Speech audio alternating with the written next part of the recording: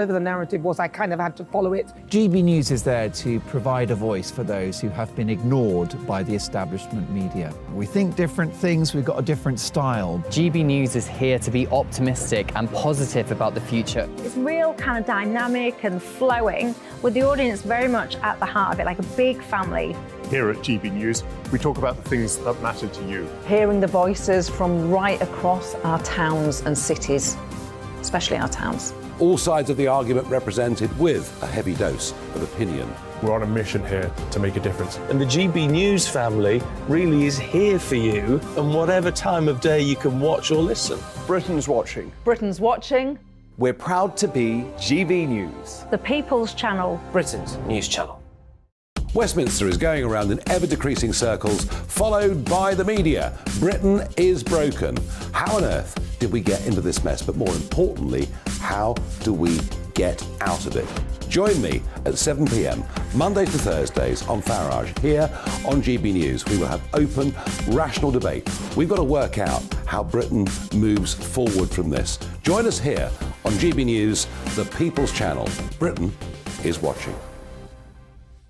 You've probably seen politicians interviewed 1,000 times, but we do it differently. We find out who they really are, we don't shout, we chat, and hopefully we bring a bit of light, not just heat. Did you know Kate Moss? Apparently. Do you have a pair of jeans or a pair of jeans? No, of course I don't. What would I do with them? My friends are like, oh my God, what's she doing now? Join me every Sunday at 6 for Gloria Meets, only on GB News, the People's Channel, Britain's news channel. I'm Jacob Rees-Mogg, the Member of Parliament for North East Somerset and a former government minister. For years, I've walked the corridors of power in both Westminster and the City of London. We need to have the arguments, the discussions on how we make it better. Crop failures, famine, war, suffering on a scale completely unimaginable. We are putting the cart before the horse. As Charles I said at the scaffold, he was the true defender of liberty. Yeah, I've completely derailed the conversation. Join me Monday to Thursday at 8 p.m. on GB News, Britain's news channel. New to GB News is the Saturday 5. Join us every Saturday from 8 p.m.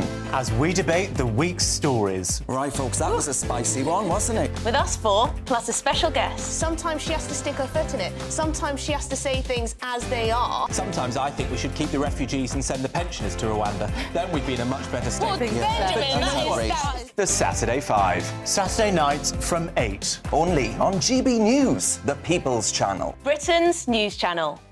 A few days' time, King Charles III will be crowned in a ceremony that punctuates our history. We won't just be focusing on the pomp and circumstance, because the coronation was also about conquest, rebellion, and murder. In it, our liberties are consecrated.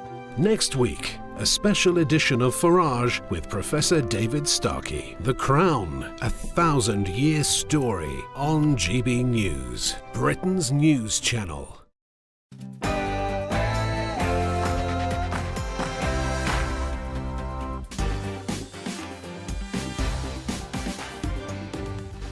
It's 9 o'clock and this is Mark Dolan Tonight. In my big opinion, by pushing back on stifling political correctness, which most of the public hate, Rishi Sunak gets it. He is our first anti-woke Prime Minister, and it may just win him the next election.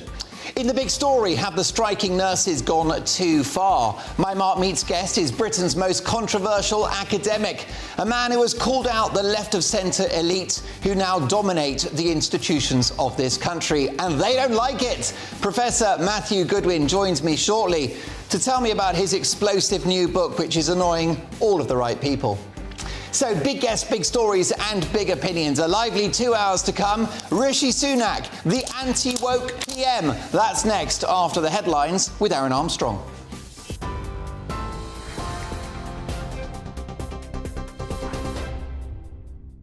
Thank you very much, Mark. It is 8:01. I'm Aaron Armstrong in the GB newsroom.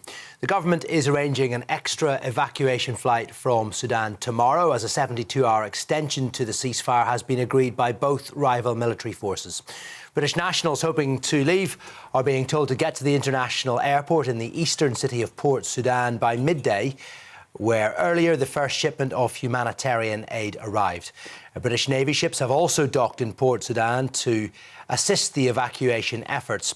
The Sudanese Army and the RSF have accused each other of violating the current ceasefire, which expires at midnight. NHS services are preparing to operate with exceptionally low levels of staff as nurses begin a 28-hour strike over pay. However, in an apparent U-turn, the Royal College of Nursing has confirmed exemptions are in place to provide emergency care after Great Ormond Street and other hospitals voiced serious concerns about patient safety. NHS England says staffing levels in some areas of the country will be exceptionally low, lower than on previous strike days. It will end just before midnight tomorrow. The Health Secretary, though, hopeful the dispute can be resolved when unions, ministers and NHS bosses meet later this week. The Staff Council is due to meet on Tuesday. I'm cautiously optimistic that the Staff Council will agree to then vote in favour of the deal. But I think it's right to wait until Tuesday for the Staff Council to meet. And this strike is premature. I think it's disrespectful to the other trade unions. I think the RCN should have waited. They're a member of the Staff Council. They were part of the negotiations. And as I say, Pat Cullen herself recommended this deal to her members. Liz Truss is disputing a bill relating to her use of a grace and favour country house while she was Foreign Secretary. The former Prime Minister has been asked to pay around £12,000 for costs incurred at the Chevening estate in Kent. It covers the period last summer when she was fighting the Conservative leadership campaign against Rishi Sunak. The bill was largely for hospitality, but also included missing items, such as bathrobes. Ms Truss, who says she will return any missing items, says it mostly relates to official government business rather than personal expenses. The man suspected of killing 5 of his neighbours, including an 8-year-old boy, on Friday, could be anywhere by now, according to authorities in Texas. Police believe Francisco Oropeza attacked the family next door after being asked to stop firing a semi-automatic weapon in his garden. They've widened the search area to a 20-mile radius around the town of Cleveland, that's to the north of Houston. The suspect, who's Mexican, is believed to have fled the United States. And the British Army's begun rehearsals for the coronation of King Charles. Soldiers from all divisions of the armed forces, more than 7,000 of them, gathered at training areas across South London to prepare for what will be the largest gathering of military personnel since Winston Churchill's funeral. Soldiers from as far afield as Cyprus, Iraq, Kenya and Estonia have flown back to represent their regiments. On the 6th of May, the armed forces will accompany King Charles and Camilla, the Queen Consort, between Westminster Abbey and Buckingham Palace. TV online, DAB+, radio and tune in. This is GB News. But now, it's over to Mark.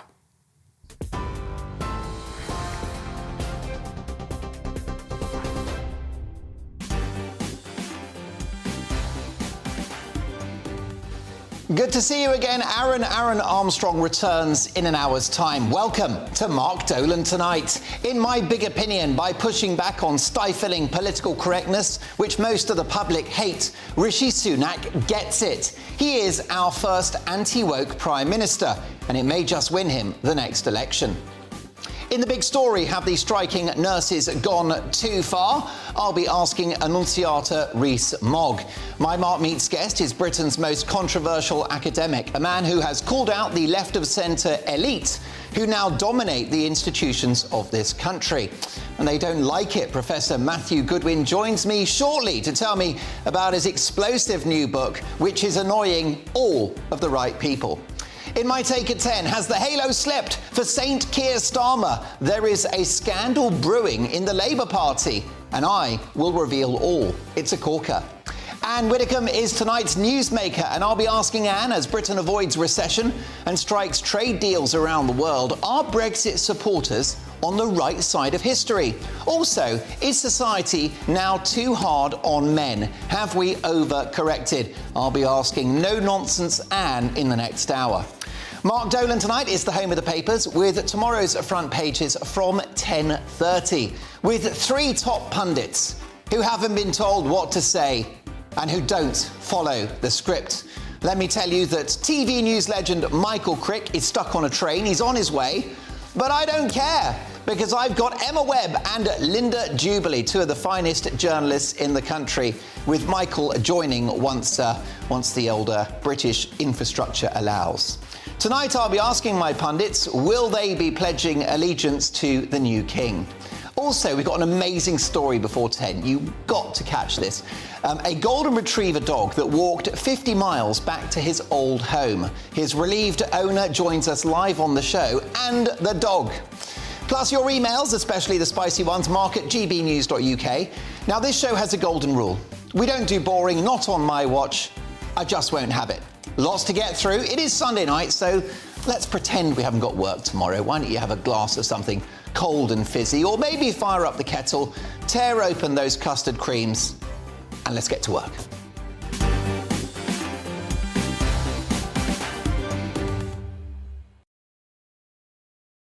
Rishi Sunak gets it. Boiling down public concerns about immigration to 3 key words: stop the boats, and confirming that 100% of women do not have a penis. Amazing that we have to say that. But remember, the man who wants to be Prime Minister, the cervix-free leader of the opposition, Keir Starmer, does not concur.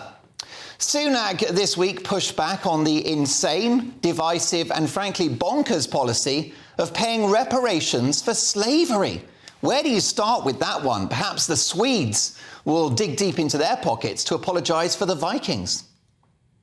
And now Sunak confirms that he won't be giving the Brecon Beacons their woke new title of Banal Braffen Yog. It's peak 2023, where you can politicise a mountain.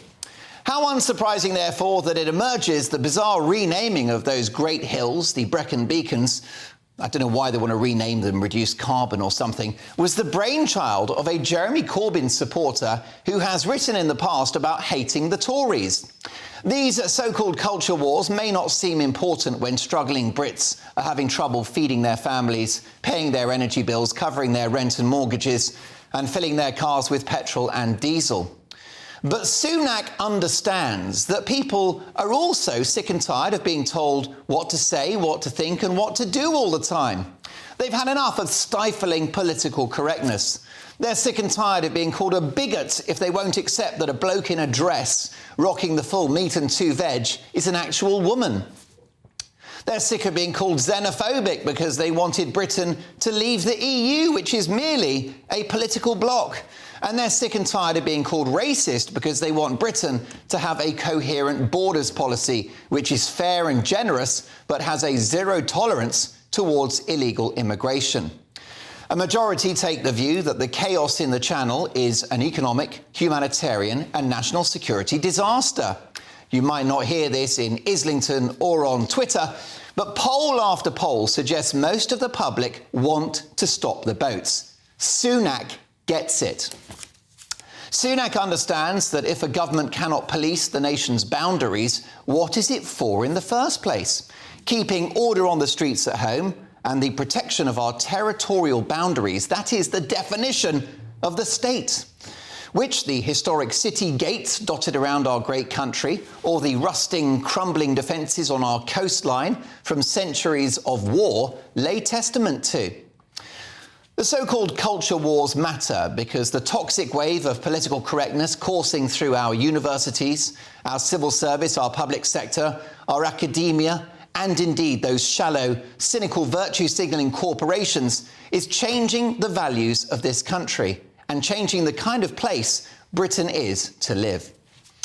People are now being heavily pressurised to put their bloody pronouns in emails. Now, why is this a problem? Well, of course, if you want to, go for it. But by pressurising people to write he, him, or she, her at the end of a message, Brits are effectively subjected to compelled speech, being forced to say something they don't necessarily believe. We are a liberal country, and most people don't have a problem with someone identifying by a different gender. As a courtesy, I always respect that. Good luck to you. Knock yourself out. But if, via peer pressure, you have to write your pronouns in an email, you're signing up to the principle that biological sex is fluid, that you can somehow change your biological makeup, that a man is a woman and that a woman is a man. Sorry, but no. If the cult of woke can get you used to that crazy idea, just think of what other horrors they have in store for you going forward. Perhaps they can twist your arm into thinking a paedophile is simply a minor attracted adult. That horrific idea is not made up, by the way, and can be found in the dark corners of this sinister new religion. People are sick and tired of seeing classic sitcoms edited or even taken off air, including an episode of Fawlty Towers, which actually contained an anti-racist theme, which was lost on those woke censors. People are sick and tired of great songs like Swing Low, Sweet Chariot, Delilah, and the Rolling Stones' Brown Sugar being banned. And they're sick of classic works by Roald Dahl, Agatha Christie and Ian Fleming being rewritten. Or Shakespeare, the greatest author of all time, having his work butchered by the bloody Globe Theatre to be less problematic. What's problematic about Shakespeare? He was a genius. The censorship of art and creative output that we're currently witnessing would have Chairman Mao blushing. People are sick and tired of hearing that things like the countryside, mathematics, and even knitting are racist. The woke progressive left is seeking to change our country without a single vote being cast. And let me tell you, loads of old school lefties, Labour or ex-Labour voters, hate this woke stuff as well. I know, because the old school lefties watch this show and they love it. So these illiberal thugs are working against the values of Britain. For example, they want to curtail free speech, cancelling speakers from addressing universities, and even trying to block the publication of books like Nigel Biggar's balanced appraisal of the British Empire, Colonialism, A Moral Reckoning. Anyone who doesn't share their orthodoxy on issues like gender, climate, immigration, artistic endeavour or the economy are cancelled, vilified and even threatened with the loss of their livelihood. Rishi Sunak has no trouble defining what a woman is, and with that is demonstrating quite the pair of balls. He gets it. Rishi Sunak is Britain's first anti-woke Prime Minister, and it may just win him the next general election.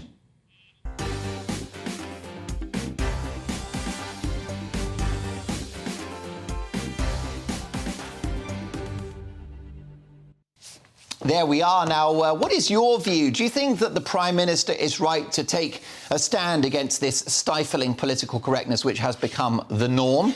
Let me know your thoughts, Mark, at gbnews.uk. Let's get reaction now from my top pundits. Michael Crick, TV news legend, is on his way. But first of all, we have broadcaster and journalist, the wonderful Emma Webb, and Fleet Street legend and podcaster Linda Jubilee. Great to have both of you with me. Emma, have you noticed a change in the mood music from Number 10? That perhaps a year ago, Rishi Sunak would have sat on the fence a la Keir Starmer, but now he's picked a side. I think that the Conservatives are feeling which way the wind is blowing. And I think Rishi Sunak may not be aptly described as our first anti-woke Prime Minister. I think he's a politician. I think he's a good politician, otherwise he wouldn't have ended up in the position he's in. And I think they know that the Conservatives now have their back against a wall when it comes to the upcoming general election. And they know that if they don't take a stand on these things and if they don't differentiate themselves from the Labour Party, that they are going to seem unpatriotic and then it's going to lose them votes. So I think that they see which way the wind is blowing. I think that the winds are slightly changing on this. I think people are sort of, you mentioned the countryside. There's a report, there's a piece of research currently underway into rural racism to see whether or not the countryside is white supremacist. And we keep seeing endless streams. Does that include the cows, by the way? Probably, and also because they're anti-climate, of course, because they're pumping out all this methane. Yeah. I mean, I've got to say, when I go around the countryside, I do find trees very judgy. But we can laugh at it, but it's quite serious in the sense that politically, for the last, going back to 2020, almost 3 years now, we've been constantly under bombardment with all of these ridiculous stories denigrating our history, denigrating our society, telling us that we're bad, awful, evil people, particularly if you're white and if you're male. And I think people are sick of it. They see the absurdity of it. And I think because the British public have had it up to here, the Conservatives are now in a position where they have to recognise that, because otherwise there are going to be political ramifications for them, and I think that they're nervous about that, rightly so. Definitely. Linda, Tony Blair, of course, very electorally successful, a canny political operator with excellent political antenna. He advised Keir Starmer last year in an interview with The Guardian to ditch the woke stuff, that he understood that Blair understands those red wall voters. They are perhaps economically to the left, but when it comes to values, when it comes to the cultural stuff, they're quite conservative. Exactly. I think Blair's had his finger right on the pulse. I think it was Margaret Thatcher that said that he was her greatest legacy. Right. I mean, he was absolutely so he's on her the fault, money. basically, is what you're saying. My heroine.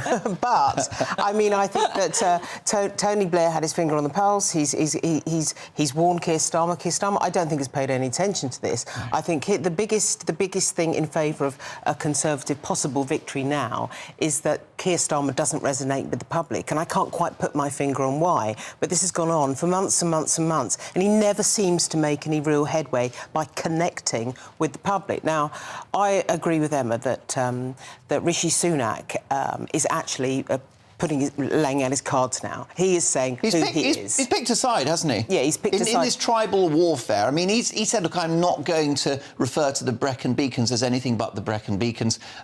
Only women, no woman, 100% of women don't have a willy. Yeah. And of course, pushing back on slavery this week at PMQs. Do you know, I think that is because I think a lot of people accept that Rishi Sunak knows what he's doing. He's a clever man. I think he is well regarded by many other international leaders, but at the end of the day, he wasn't displaying enough leadership qualities. I think that's at the back of this. I think he has to show that he's a leader. It's not necessarily about coming down on one side or the other. It's about showing his inherent leadership qualities. I think that's essential before we go to the polls. Well, yes, indeed. It's crazy, isn't it? But taking a strong view about human biology is now a risky move politically. Well, Sunak has done it. Could it be decisive at the next election? Do these so-called culture wars matter to you? Let me know, Mark at gbnews.uk. Lots more to get through. Anne Widdecombe coming up, don't forget. And my Mark Meets guest is Britain's most controversial academic, Matthew Goodwin. All of that to come. But next up, have the striking nurses gone too far? We'll debate that with Annunciata Rees-Mogg. It's all about family, being in people's living rooms, all the interaction and getting to know who our viewers and listeners are. When I was young, my dad used to say, no, stop arguing. I wanted an outlet that would enable me to give my opinion. People are going through a really hard time right now, and I know that you don't feel like you're being listened to by the establishment. I came to GB News because it's the People's Channel, and I want the audience to have their say on the events of the day. We're dynamic. We do something different. Democracy shows that the wisdom of the nation is in its people. I get to travel to find out what the story is from a personal perspective. The British people aren't fools. We know when we're not being told the full story. We've got to work out how Britain moves forward from this. It's the best country in the world. The establishment had their chance. Now we're here to represent your views. Britain's watching. Britain's watching. Britain's watching. We're proud to be GB News. The People's Channel. Britain's news channel. So Jubes and Kerr, we tackle the issues of the day with real, robust debate, both sides of the fence, battling it out with me in the middle with my forthright opinions and views. And often really interesting things happen because you start with a position and then by the end of the debate you find actually, I might not have thought about that one. What we need in this country is 2 new political parties. You should maybe think about doing a 2024 calendar. I'm Michelle Dewberry and I'm keeping you company right through until 7 o'clock this evening. GB News, the People's Channel, Britain's watching. Start the day with GB News. We catch up on all the big stories you didn't hear the night before. And take a look at what the world's talking about this morning. That's right, Monday to Thursdays from 6 o'clock. It's Breakfast with Eamon and Isabel. Straight after breakfast, join us, Bev Turner and Andrew Pearce. We're going to take you through till noon. We'll be tackling the big topics of the day, including the things that the other channels just won't talk about. If it's happening here. Wake up to mornings on GB News, the People's Channel. Britain's news channel. I'm Simon Evans. Join me on GB News for Headliners at 11 p.m. What's the scoop? I'll be joined by 2 of the country's top comedians. That's right. As we take a look at tomorrow's newspapers tonight. We're going to get into trouble. If it's a big story, we'll be covering it. Spill some tea on him. There we go. But we'll also have some fun. I wouldn't stick up a bank. My father didn't love me. So anyway, Headliners every night from 11 on GB News, the People's Channel, Britain's news channel. Saturday nights on GB News. From 6 p.m, I'll give you my unique take on the world today. Then at 7, it's me, Calvin Robinson, with my Common Sense Crusade. New to GB News is the Saturday 5. 5 times the opinion. Join us every Saturday from 8 p.m. as we debate the week's stories. With us 4, plus a special guest. And at 9, of course, it's Mark Dolan Tonight. Saturday nights on GB News, the People's Channel, Britain's news channel.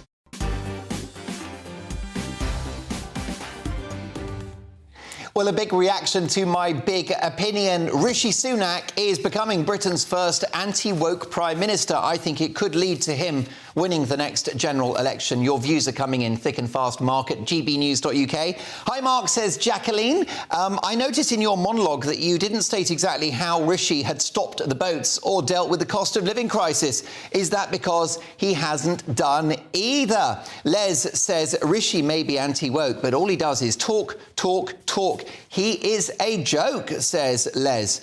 Well done, Rishi, says Betty. However, I refuse to play this stupid game that's being forced on people. If they want my pronouns, says Betty, I will give them this, she and it. Well, I'm sure, Betty, you're a lot more she than it.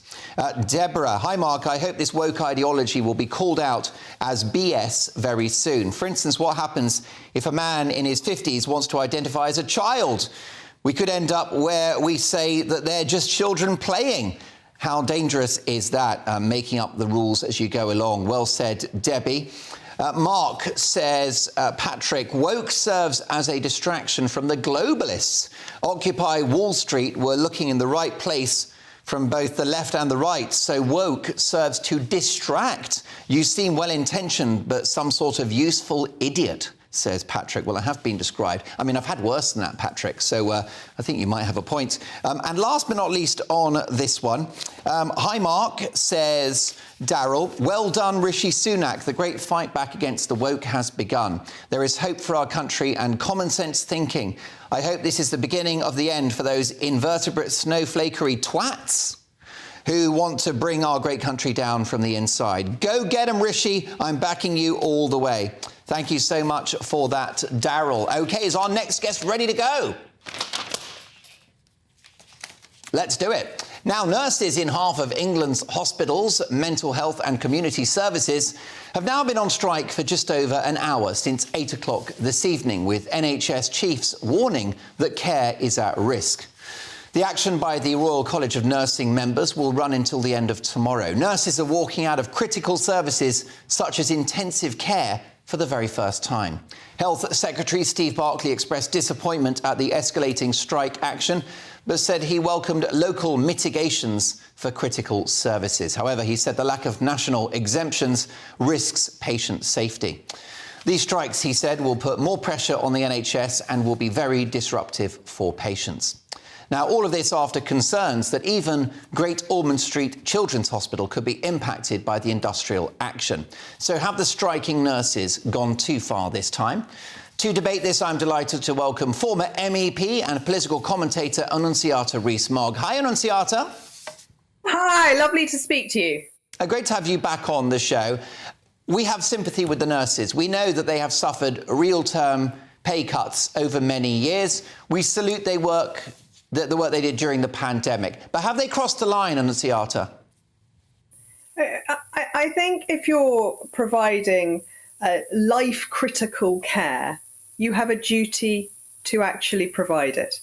And the Royal College of Nursing has an agreement in principle that it will always provide life-limiting, life-ending care.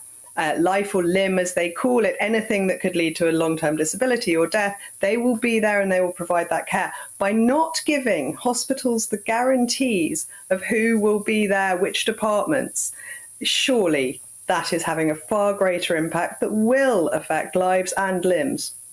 Indeed so. The clear message is do not get ill in the next 24 hours. That's a terrible state of affairs, Annunziata. It really is. And this is all on a very small vote. We've heard so many times on Brexit that it wasn't valid, say the Remainers, which I totally dispute. But they tell us it wasn't valid because there was only a 72% turnout and only 52% of people voted in favour of Brexit.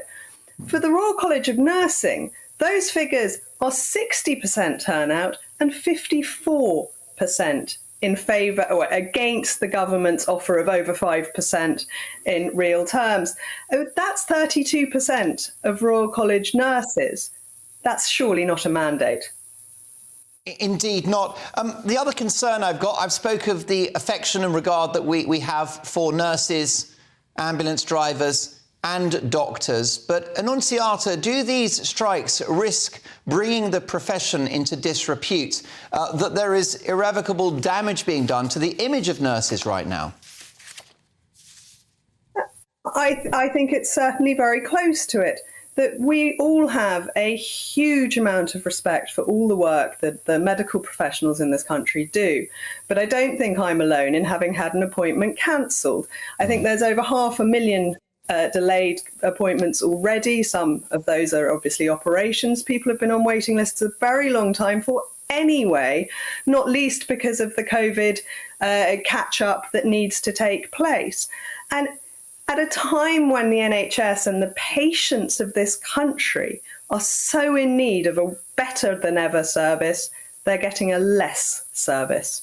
Now, Annunziata, brilliant journalism from today's Sun on Sunday. Union activists are plotting to launch coordinated strikes across hospitals and schools. Left-wing agitators are pushing for general strike-style mass militant action to force the country into a virtual lockdown. If you're the Prime Minister, what do you do about this?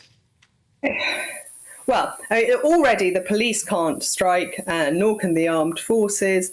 And I think for critical infrastructure, that has to be extended. That the idea that our nuclear facilities could go on strike is really quite horrific. But I don't know that the line is that far from being crossed by the nurses withdrawing care and withdrawing the ability for hospitals to plan properly for patient care. If they coordinate with the teachers, we've also got the RMT going back on strike.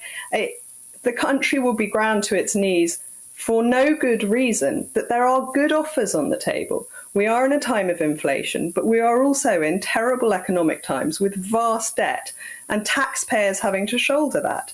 There has got to be pay restraint. The government, I think, has been really very generous. The offer to the workers for the RMT for National Rail was 9%. It was the same for the operator company RMT workers, and yet they're going on strike about it. It doesn't even make sense. Annunziata, final thought though, what about those nurses and others in the public sector living out of food banks now? We should not be in a situation where that is necessary. We do have real problems in our society with the cost of living crisis. But the way to tackle increasing prices is not to inflate every other cost on the public sector, which will in turn make the inflation higher and higher and everything further out of reach for everyone who needs to buy it. We need to get inflation under control, and part of that is wage constraint. Now, I said if you were Prime Minister, we can but dream. Thank you, Annunziata Rees-Mogg, for your time. We'll see you on the Mark Dolan Tonight sofa presently. Well, we've been asking you before the show online, have the striking nurses gone too far? The votes are in. The people have spoken. 80% say yes. Now, I find that astonishing because we polled you a few weeks ago about the nursing strike and there was 50-50 support. So 80% say the nurses have gone too far. 20% back them up. Now, coming up next with the pundits, I'll be asking, will they be pledging their allegiance to the new king? Will you be pledging allegiance? I should say. I'll be standing there with my hand on my heart, pledging mind, body and soul to Charles. But will you? Also, we've got an amazing story. The story of a golden retriever dog that walked 40 miles back to his old home. His relieved owner joins us live on the show, and the dog, gorgeous Cooper. All of that's next. I joined GB News because I was sick and tired of not hearing my views being represented, not just mine, but so many people that I knew and spoke to. I just couldn't get my voice out there. I couldn't say anything. I couldn't do anything. Whatever the narrative was, I kind of had to follow it. GB News is there to provide a voice for those who have been ignored by the establishment media. We think different things, we've got a different style. GB News is here to be optimistic and positive about the future. It's real kind of dynamic and flowing, with the audience very much at the heart of it, like a big family. Here at GB News, we talk about the things that matter to you. Hearing the voices from right across our towns and cities, especially our towns. All sides of the argument represented with a heavy dose of opinion. We're on a mission here to make a difference. And the GB News family really is here for you, and whatever time of day you can watch or listen. Britain's watching. Britain's watching. We're proud to be GB News. The People's Channel. Britain's news channel. Westminster is going around in ever-decreasing circles, followed by the media. Britain is broken. How on earth did we get into this mess? But more importantly, how do we get out of it? Join me at 7 p.m, Mondays to Thursdays on Farage, here on GB News. We will have open, rational debate. We've got to work out how Britain moves forward from this. Join us here on GB News, the People's Channel. Britain is watching. You've probably seen politicians interviewed 1,000 times, but we do it differently. We find out who they really are, we don't shout, we chat, and hopefully we bring a bit of light, not just heat. Did you know Kate Moss? Apparently. Do you have a pair of jeans or a pair of jeans? No, of course I don't. What would I do with them? My friends are like, oh my God, what's she doing now? Join me every Sunday at 6 for Gloria Meets, only on GB News, the People's Channel, Britain's news channel. I'm Jacob Rees-Mogg, the Member of Parliament for North East Somerset and a former government minister. For years, I've walked the corridors of power in both Westminster and the City of London. We need to have the arguments, the discussions on how we make it better. Crop failures, famine, war, suffering on a scale completely unimaginable. We are putting the cart before the horse. As Charles I said at the scaffold, he was the true defender of liberty. Yeah, I've completely derailed the conversation. Join me Monday to Thursday at 8 p.m. on GB News, Britain's news channel. New to GB News is the Saturday 5. Join us every Saturday from 8 p.m.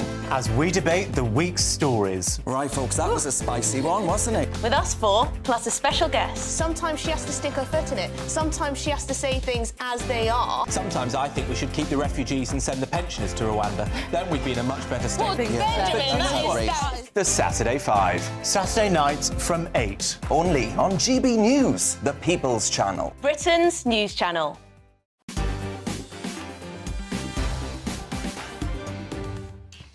Well, a big reaction to our debate about whether the nurses have now gone too far in terms of their strike action. This from Sam. Actually, no, forgive me, it's Chris. Chris says, hi, Mark, why don't we give nurses a free house transport system, subsidise pubs, restaurants and pay their gas and lecky with a yearly pay rise like we do MPs? I know who I think is more important. Very fair point. This from Sam. Mark, love the programme, says Sam, and GB News. If Rishi Sunak wages a war on woke, he will win the next general election. If he stops the boats, it is nailed on. I'll email shortly, mark at gbnews.uk. Reacting to the big stories of the day, writer and presenter Emma Webb, journalist and author Linda Jubilee, and hot off the train, broadcaster and news reporting legend Michael Crick. Better late than never. Now, Michael, let's talk about the King. The Coronation countdown is underway with just 5 days to go until the big day. And for the first time in history, the public will be given an active role in the ceremony, with all being invited to pledge allegiance to the new King. So is this the right thing to do? Will you be pledging allegiance? Does your hand go on your heart? Will you stand up? Will you have a tear in your eye? Let me know, Mark, at gbnews.uk. Michael. I will not be pledging allegiance to the new king. Now, I'm a mild monarchist. I think, having a monarchy is a better system than having a republic. just about. But, you know, a pledging allegiance to the king, I mean, that's medieval or Victorian. And, you know, it's from the era of, you know, class and deference and the aristocracy and snobbery. And we don't want any of that. And I don't think selling it to me. I don't think Charles wants any of that. I mean, I'm surprised he hasn't abolished it. But no, we will be having a street party in the street where we live in, South London. There's only about 20 houses. Lovely, ideal street for a street party. I'll be going to that. I will be watching the coronation. The invitation hasn't come through yet to actually be in the Abbey for me, but I will not be pledging allegiance to the king. All right, well, that's good to know. Linda, I guess this is a go at making it the people's coronation. Oh, of course, and I believe that the coronation should be inclusive. I think it's really good that there's an element where you can somehow unify this country or even unify the wider public. But at the end of the day, Michael's right. We're not in the 11th century. It may have been that William the Conqueror was actually in Westminster Abbey hundreds and hundreds of years ago, but we're actually in the year 2023. I mean, I think it's great that you can, you know, maybe put your hand on your heart, but swearing allegiance to someone, no. What do you think? Yes. I like it. And caveat, I don't like the way that Charles is messing with the coronation service. I think he's gone too far in changing. I think one of the reasons why the monarchy has been such a unifying force, and we saw this with the Queen's funeral, but also with her Jubilee before that, we saw that the monarchy in its traditional form is a unifying force. It doesn't need to be changed to sort of campaign to a constituency to get people on side in order to remain relevant. I think it's a mistake to think that the monarchy needs to be modern in order to be relevant. It serves its own sort of, I think, transcendent purpose. I would like to see things done traditionally. I do, however, think that I do like the idea of pledging allegiance to the monarch. I think that we all should. We're subjects of the crown, and that's the way that it should be. And actually, describing it as being harking back to the 11th century really is a hard sell to me. I mean, I'm on board with that completely. Do you see a ceremony? So you'd like to be a serf, would you? I think that depends where you are on the social ladder, I guess. I think that the historical traditions and religious traditions of the coronation and the monarchy matter, and I don't believe that the monarchy needs to modernise in the way that I think Charles wants it to. OK, I mean, do you worry the ceremony may be too un-Christian?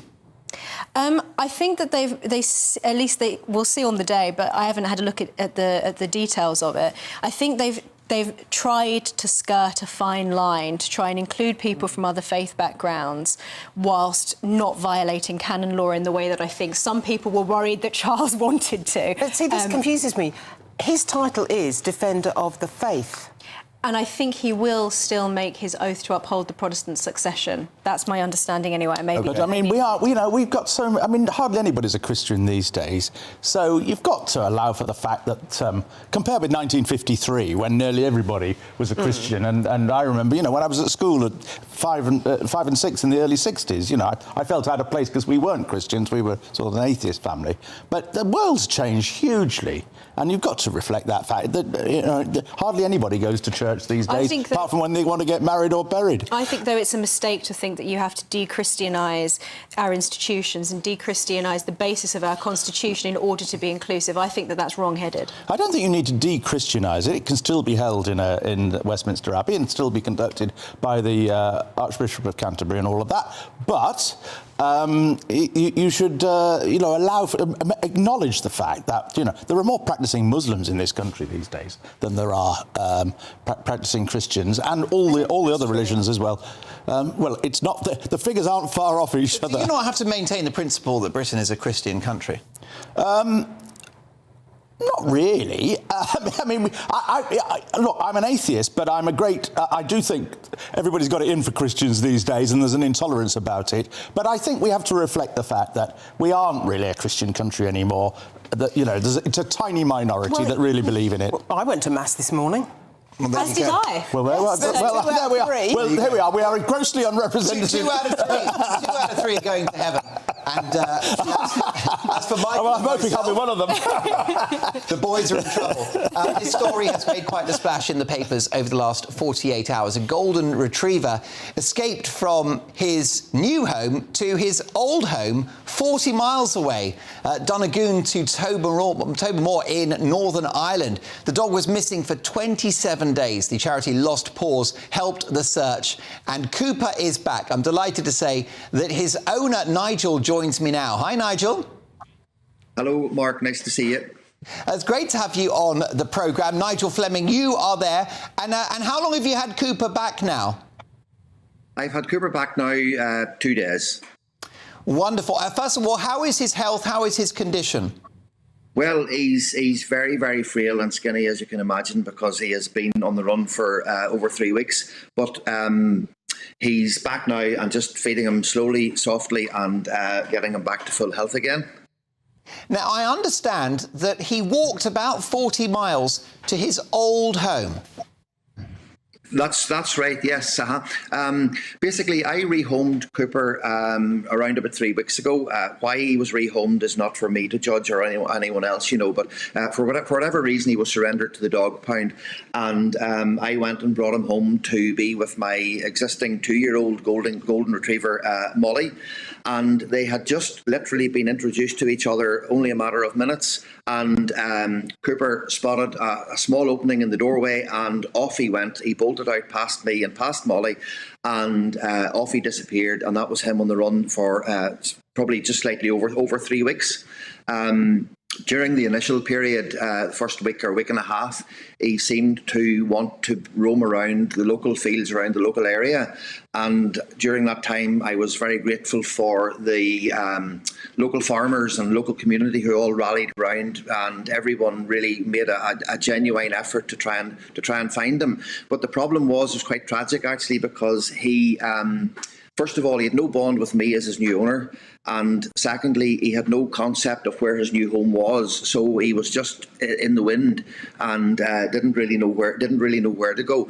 We had lots of confirmed sightings of him, including myself. I seen him several times, but he just wouldn't come to anyone. He was petrified of humans, and any time he seen someone, even as far as 2 fields away, he would just run in the opposite direction. So it was quite a complex job to try and get him back home again. And then we lost all sightings of him for around about a week and a half, and it was sort of scary at that stage because we didn't know. We started to think the worst. And it was then that I actually was put in touch with a local charity called Lost Paws NI. They have a team of volunteers whose expertise, their field of expertise lies very much in retrieving lost dogs and reuniting them with their owner again. So they very quickly swung into action. They put out feeding stations with remote cameras placed over them. They conducted organised searches by day and by night. They nailed posters to lampposts in all the town lands and all the towns in the area, and they also went door to door, put leaflets through doors, you name it. They done everything they possibly could to try and get Cooper back. And subsequently, actually, it was someone who seen one of the posters then who had spotted Cooper at that stage 24 hours before he was brought home.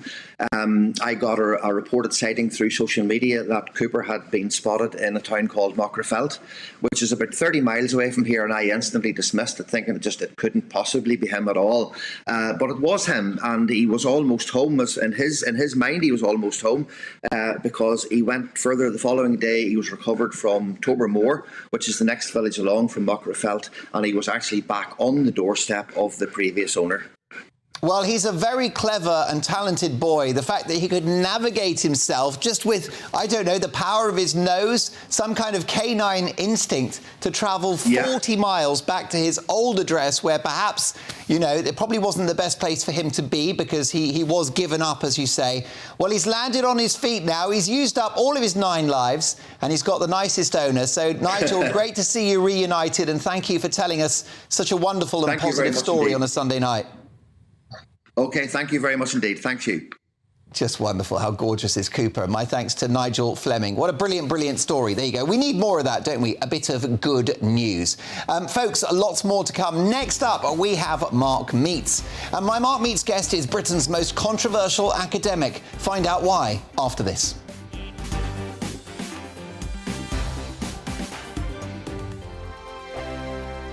Monday to Thursday nights on GB News. At 6, it's Dubes & Co.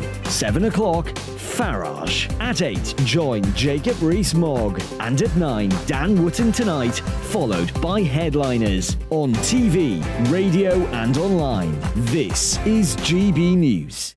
First and foremost, I'm a GB News fan, and I was before I was working here. Just love the fact that we're asking the questions that a lot of establishment media won't ask. With a bit of a twist, we not only want to inform you, but we want to keep you entertained. It's worth the drive because you get in and the team's all ready and waiting, they're itching to go, and it's a proper little family. GB News is the People's Channel. It's the audience that makes the programme sing. We're giving our viewers and our listeners a voice. I see the thousands of your letters, tweets, emails, you name it, coming in. Britain is broken. How on earth did we get into this mess? But more importantly, how do we get out of it? The establishment had their chance. Now we're here to represent you. It's time for something different. It's time for GB News. I'm very patriotic. I believe in Britain. Our best days lie ahead. Britain's watching. Britain's watching. Join us here on GB News. The People's Channel. Britain's news channel. Join me, Patrick Christie's, Monday to Friday, 3 till 6. We tackle the day's news agenda like you've never seen before. It's high tempo, high octane, the most controversial topics, and the best guests. You will not be able to take your eyes and ears off it. I'm not afraid to ask the questions that you really want answered. 3 till 6 p.m, Monday to Friday on GB News, the People's Channel, Britain's news channel. GB News has its own late-night paper preview show, Headliners, where comedians take you through the next day's top news stories. You don't have to bother reading the newspaper, we've got it covered for you. Headliners, every night at 11 p.m, and repeated every morning at 5 a.m. We won't send you to sleep like some of the other paper review shows out there. GB News, the People's Channel, Britain's news channel. Join me, Camilla Tominey, on Sunday mornings from 9:30, taking the politicians to task and breaking out of SW1 to see how their decisions are affecting you across the UK. Bursting the Westminster bubble every Sunday morning, only on GB News, the People's Channel. Britain's watching. Hello, I'm Calvin Robinson. Do not miss my Common Sense Crusade Saturdays at 7 p.m. Join me for some in-depth discussions on faith. Is that not the start of the slippery slope? It's very much so. And the big moral questions of the day. I'm baffled. You've got some nerve. Only on GB News, the People's Channel, Britain's news channel. I'm Andrew Doyle. Join me at 7 o'clock every Sunday night for Free Speech Nation, the show where I tackle the week's biggest stories in politics and current affairs with the help of my 2 comedian panellists and a variety of special guests. Free Speech Nation, Sunday nights from 7 on GB News, the People's Channel, Britain's news channel.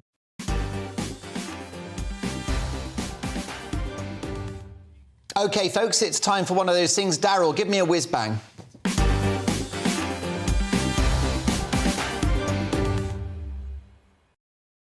No expense spared. It's time now for Mark Meets, and this evening, Britain's most talked about, potentially most controversial academic, politics professor Matthew Goodwin, whose sensational and best-selling new book identifies a new elite who harness colossal power and influence within our institutions and shape the national conversation. This privileged class permeate the media, academia and our corporations.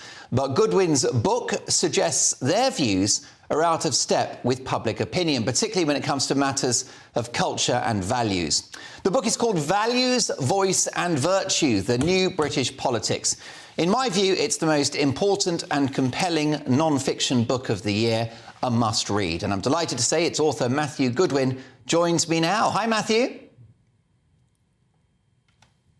Hi, Mark. How are you doing? I'm very well. I know you've had a very busy 2 weeks or 3 weeks since it was the book, and it's now a bestseller, topping the charts, for good reason. Who are this new elite that are influencing our way of life and the national conversation? Because they're not elected, are they? Not always. What I'm doing in this book, Mark, is pointing to the rise of a new middle-class graduate elite, people who tend to come from affluent families whose parents often belong to the managerial professional class, who tend to live in the big cities, the university towns, and crucially, unlike the old elite, Mark, they tend to lean very strongly to the left on cultural issues like immigration, sex, gender, diversity, and so on. And within that group, Mark, I point specifically to a sort of smaller group called the radical progressives, who represent about 15% of Britain. They're disproportionately dominant in the institutions, the creative industries, advertising, marketing, to some extent politics, and they're really out of touch with the rest of the country on a whole host of issues like how we think about our history, our identity. And that group has been most strong and loud in its opposition to the book, I think, because they really don't like the mirror being held up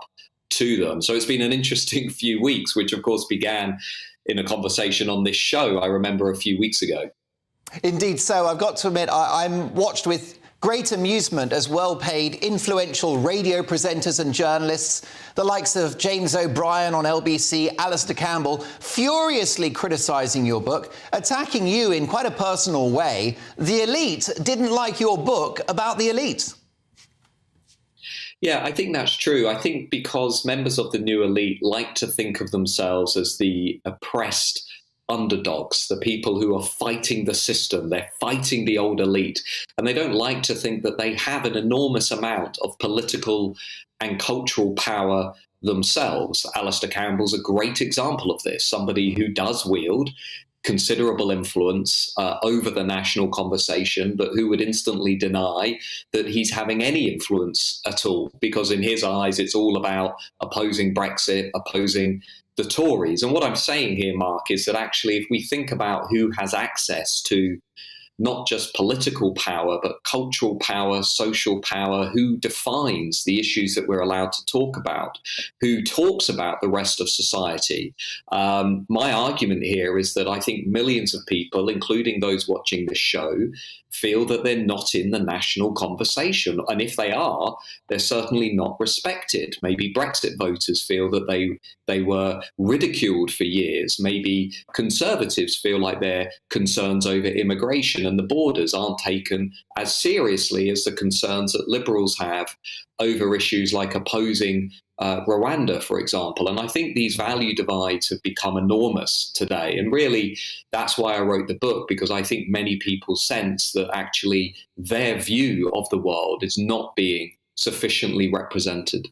And I know you've had lots of people writing to you in hushed tones saying, I work for a corporation, I work for a local authority, and we agree with everything that you've written, but we just can't say it publicly. Do you think this powerful new elite will hang on to their influence for the foreseeable future? Well, it's interesting, Mark. Some of the people who have written to me confidentially, we're not talking even about, ordinary folks on the street even. I'm talking about top-level senior servants, directors of major FTSE 100 companies, human resources directors, people who have all said, look, you're onto something here. The orthodoxy has become stifling. I can't say what I want to say. I'm being forced to embrace a set of values that I don't share. 60% of the country, Mark, now feel they can't say what they really want to say in wider society. So this is a really big issue. I think the new elite are being forced, as we saw with Brexit, as we saw with the 2019 election, they're being forced to really give up and give away some of their power, and they're not reacting well to that. They've doubled down on their own group. I think partly that's why we have GB News, that's why we have this new media ecosystem, is because this group has done a very bad job, actually, of opening up the national conversation. So I think, there are more people out there who want to look at alternative conversations, alternative media. And I think if you look globally, Mark, these rebellions have gone nowhere. Look at France, look at Italy, look at Sweden, look at the US next year with the presidential election. I've been saying now for 10 years, people are completely disconnected from the mainstream parties, and they're looking for something different. And the new elite have been very hostile in their response to that. They, their standard operation, Mark, is to denounce and stigmatize anybody who challenges them as being a sort of, a crank, a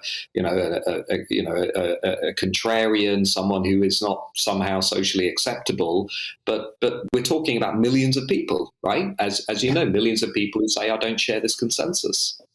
Well, indeed, it's like Hillary Clinton, who called the tens of millions of people who voted for Donald Trump a basket of deplorables. Only got a couple of seconds to bring in a bona fide member of the new elite, and that's TV news legend Michael Crick. Michael, literally 20 seconds. Your closing thoughts about Matthew's thesis? Well, I agree with some of it. The two areas I'm familiar with, broadcasting and higher education, I agree with Matthew. There are a lot of people working in those fields who are frightened of revealing the fact they vote Conservative or voted for Brexit and so on. Yeah. On the other hand, we've had Liberals in important positions, middle-class Liberal types that Matthew describes, in higher education, in the creative industries for decades. Well, look, the book's out now. Values, Voice and Virtue, Matthew Goodwin. I'll be dealing with Keir Starmer next.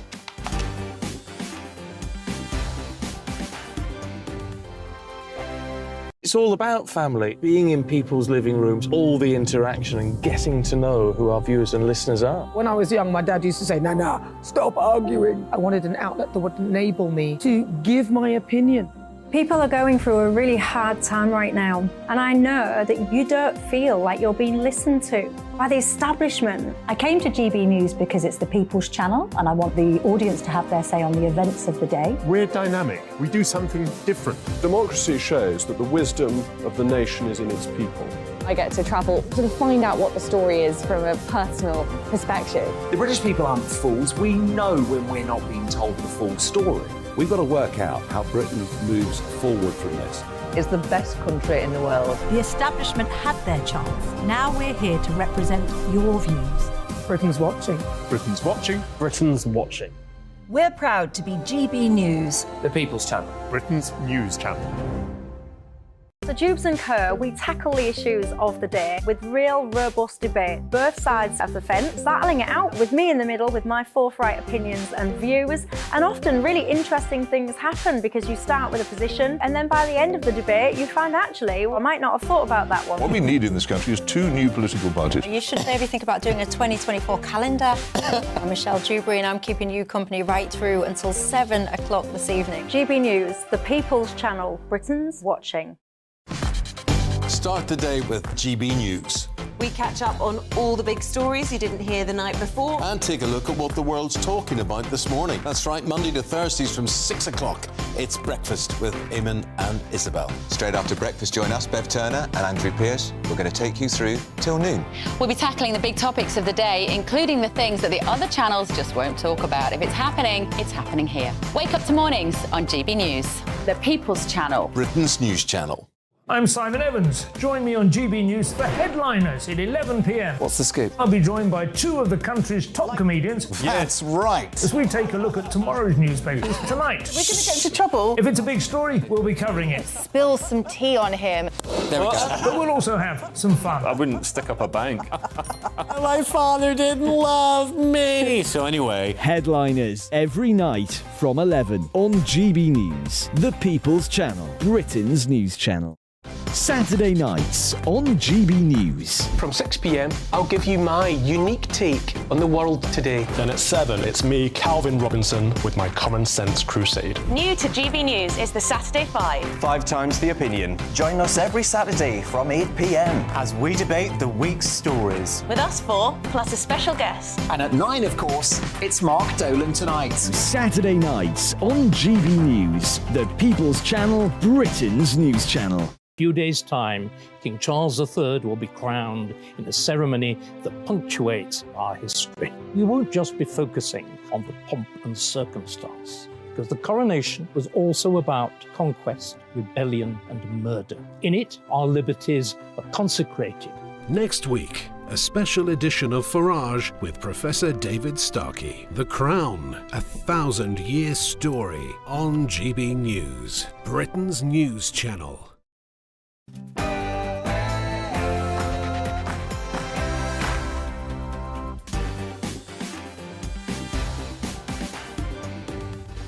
It's 10 o'clock and this is Mark Dolan Tonight. In my take at 10, has the halo slipped for Saint Keir Starmer? There is a scandal brewing in the Labour Party and I will reveal all. It's a corker. Anne Widdecombe is tonight's Newsmaker and I'll be asking Anne, as Britain avoids recession and strikes trade deals around the world, are Brexit supporters on the right side of history? Also, is society now too hard on men? And we'll be tackling all of those topics. We've got Monday's papers, and that's at 10:30, hot off the press, with full pundit reaction. Big guests, big stories and big opinions. But in just 2 minutes' time, I will be dealing with Sir Keir Starmer. That halo has slipped big time. First, the headlines with the angelic Aaron Armstrong.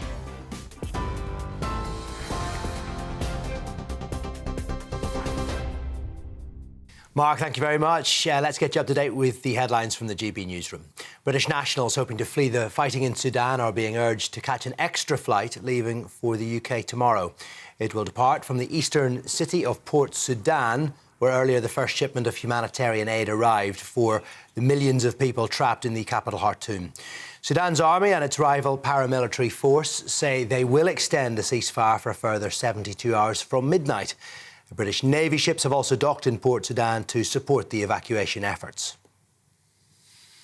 The Royal College of Nursing has relaxed its strike rules to ensure critical services will still operate during a 28-hour walkout, which began at 8 o'clock.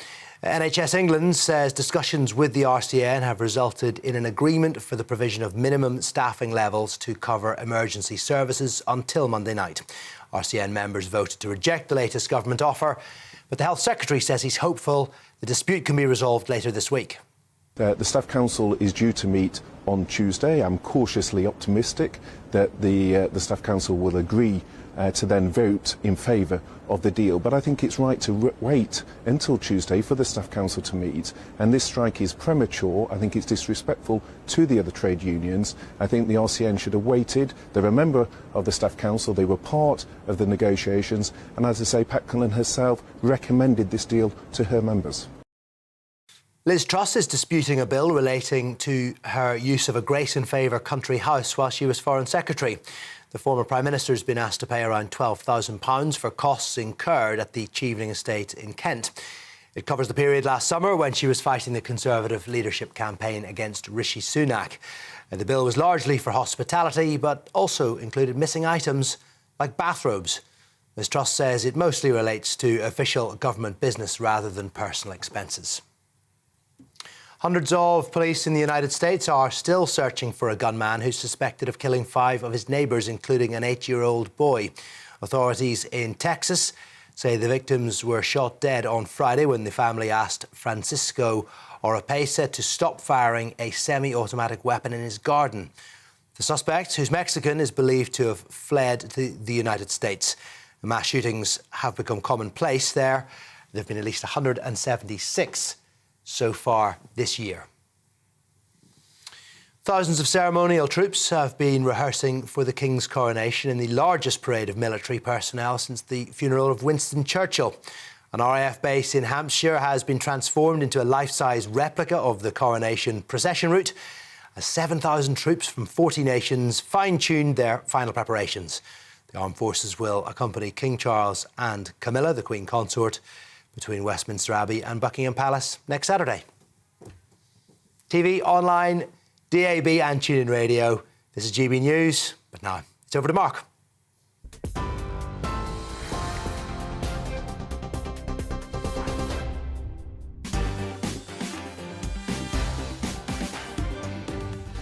My thanks to Aaron Armstrong, who's back in an hour's time. Welcome to Mark Dolan Tonight. Anne Widdecombe is tonight's Newsmaker, and I'll be asking Anne, as Britain avoids recession and strikes trade deals around the world, are Brexit supporters on the right side of history?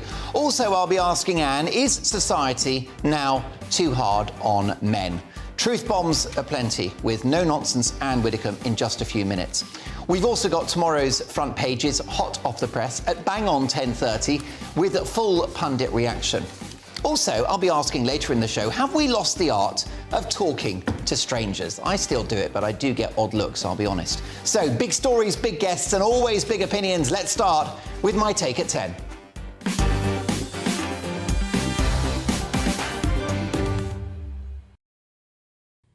Dear God, the halo has slipped for Saint Keir Starmer, the most reverend leader of the opposition, Britain's most pious political protagonist.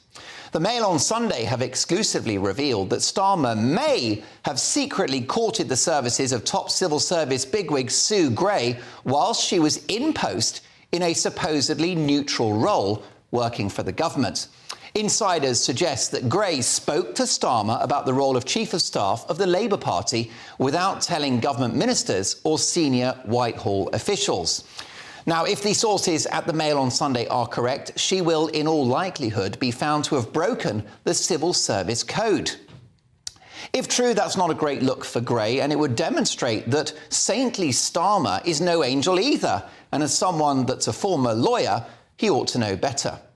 As the brilliant Dan Hodges points out in today's paper, it raises a question not only about Starmer's self-proclaimed probity and integrity, but his judgment as well. Don't forget, this is a man that called Jeremy Corbyn a friend and campaigned for this vile, toxic figure who presided over a shocking culture of anti-Semitism and bullying within his own party to become Prime Minister. Corbyn in number 10 would have been an economic disaster for this country. They wanted to nationalise everything that moved, and a national security disaster too, with Corbyn refusing to say if he would deploy nuclear weapons in the event of an attack on this country. Plus, he wanted to give Russia's Vladimir Putin the benefit of the doubt over the Salisbury poisonings. Corbyn is out of the party right now, and of course that's the right thing to do, but it demonstrates Starmer's outrageous duplicity that he should previously be old, Corbyn's cheerleader, right, the biggest fan of Corbyn ever, and now being the one to boot the man out of Labour altogether. Jeremy Corbyn didn't change. He's been a curmudgeonly hard-left crank for decades, which is why so many honourable Labour MPs left the shadow cabinet the moment Corbyn was elected, but not the priestly, hand-wringing Starmer, who, to add insult to injury, was the key member of Corbyn's shadow cabinet pushing for a second referendum and therefore effectively trying to cancel Brexit. People aren't stupid, and the public have long memories. Starmer seems to be very proud of his CV as a former top lawyer. But it's his political CV and his invertebrate posturing on a whole range of issues, including female biology, that could ultimately do for him. Whenever Starmer speaks, it's like a sermon, even though on so many occasions he vacates the moral high ground. For example, in not standing up for the women in his own party, like heroic Labour MP and friend of the show, Rosie Duffield, who has dared to defend women's hard-won sex-based rights. All she's received is vitriol and abuse from the Labour movement. I'm so sorry. I'm not a fan of the most reverend leader of the opposition. Holier than thou Starmer can go to hell. And if he ever does become Prime Minister, may God help us all.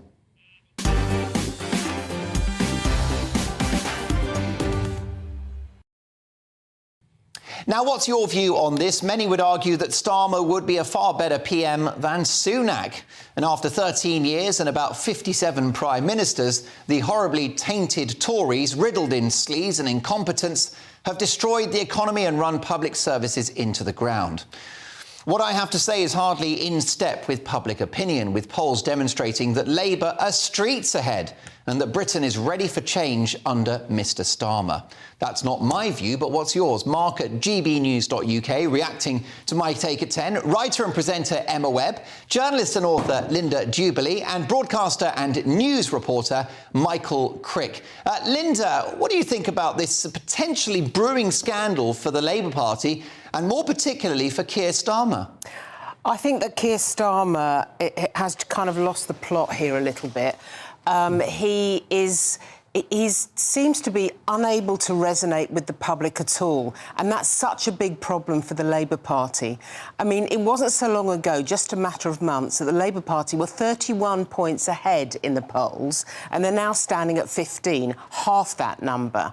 Now, if that decreases any further, I think that the Labour Party is going to have a severe problem running up to the next general election. What I can't really understand is why Keir Starmer can't kind of grab the reins of communication and resonate and engage with the great British public, with the voter. He doesn't seem to be able to listen to people, to take advice from people, and to have a coherent strategy when it comes to building the right kind of relationships that he needs to be building. Michael Crick, you're a big football fan. What's Keir Starmer doing tapping up a player under contract? Well, it goes on all the time in football, and I suspect it goes on, a fair bit in public life as well, that you spot a talent on the opposite team or doing something else, and you try and make approaches. And whether or not Starmer has broken the rules here, I'm not clear. What I would say is that it's long been clear to me, having researched her background a bit, that Sue Gray and her family are sort of on the left. I mean, her son runs the Labour Irish group. I mean, that doesn't prove her politics, but I've thought it's well worth digging into this question about when was the approach made between the two. I think Starmer's bigger problem really is he lacks warmth, he lacks charisma.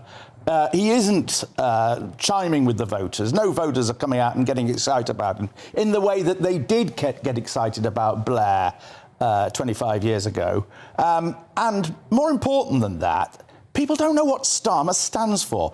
And if you get elected leader of the Labour Party saying that Jeremy Corbyn is your friend, and now you say he never was your friend, and you get elected saying you're going to abolish tuition fees, you're going to nationalise the water and rail industries, two policies which were exceedingly popular, actually. You say that local parties are going to be able to choose their candidates.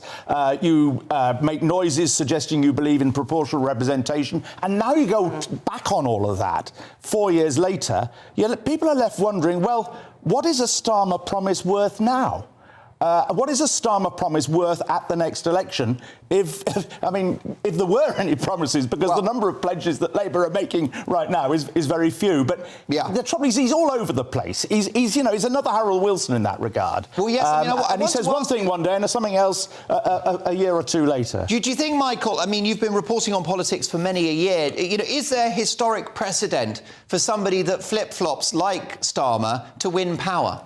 Well, there are quite a lot, actually, yes. But to this extent, you could say Boris Johnson did that as well. All leaders do it to a degree.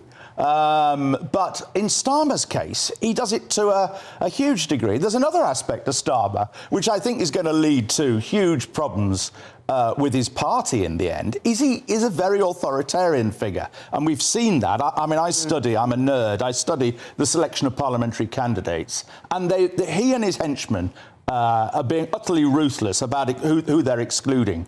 Remember when, and it's worth looking at Starmer's record as DPP, by the way. Remember Gary McKinnon, the computer nerd that the Americans wanted to extradite because he'd hacked into the Pentagon. And he was an autistic young man, wasn't he? Exactly. Now, the government then, under Theresa May, they helped the Americans on this, but in the end, there were lots of legal fights, and Theresa May gave up. And Starmer at the time, as DPP, was furious about Theresa May's decision and immediately went over to Washington to placate the Americans and say, look, he didn't agree with the decision and so on. And I suspect that civil liberties and all of that area is going to be, despite the fact he has a record as a human rights lawyer, could be a very difficult area for Starmer if he becomes Prime Minister. What do you think about this? I hasten to add, reiterate that the polls demonstrate Labour are streets ahead. He has rehabilitated the party to a huge extent, Emma Webb. It's showing in the polls. But has Starmer lost momentum, do you think? Potentially, dare I say it, to Sunak? Yeah, pardon the pun, losing momentum. I think that the Labour Party obviously profited from the fact that the Conservative Party were, for a period of time, more so than they are now, screwing up left, right and centre. They profited from that. The polls are now showing that strong lead is gradually decreasing. Rishi Sunak's actually doing quite a good job in gaining ground in that respect. And I think ultimately the British public can sense a lack of authenticity. They can tell that Keir Starmer is trying to sell them this false, fake patriotism. But at the same time, I think that the British public, for good reasons, their experience of politics over the last 5 or 10 years, they've become quite cynical, rightly and fairly, I think.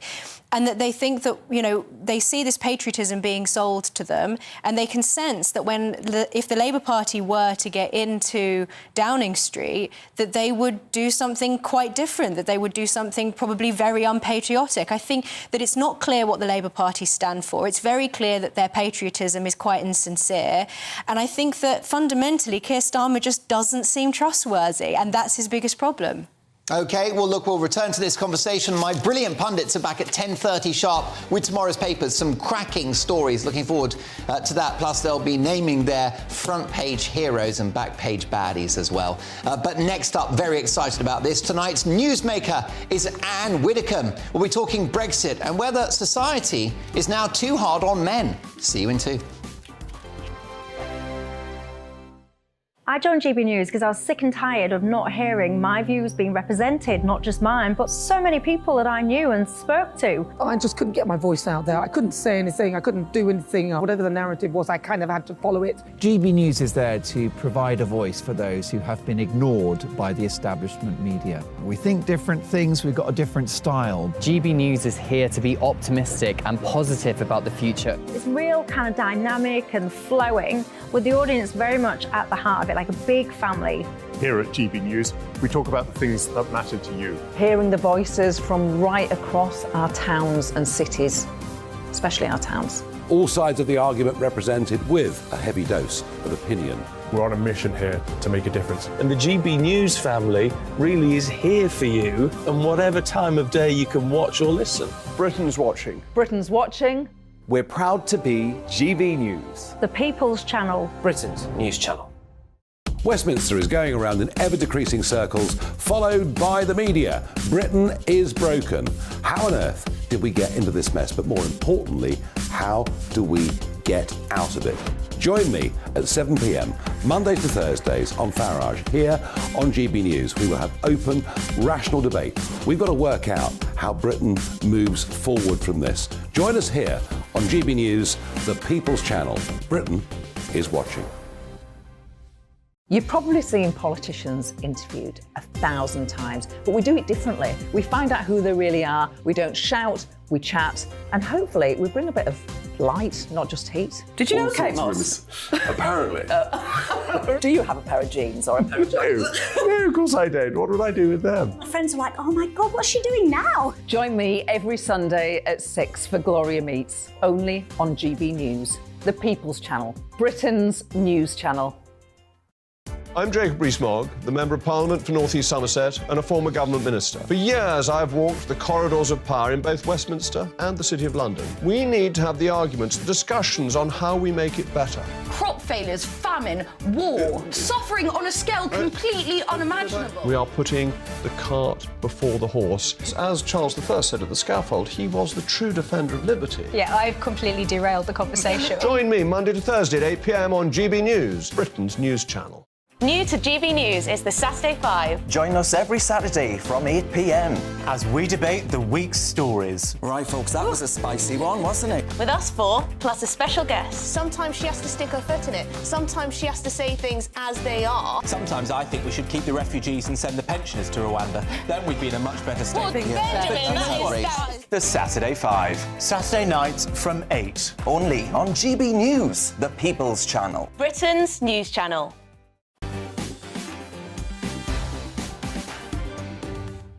Big reaction to my take at 10. I believe that Starmer pretends to be this very pious, priestly character, hand-wringing, very holier than thou. But in my view, the halo has slipped, especially if the Mail on Sunday are right, that he tapped up Sue Gray while she was serving in the Cabinet Office. A scandal is brewing there. I look forward to finding out whether that story is true. But given it's from the Mail on Sunday, I believe it has huge credibility.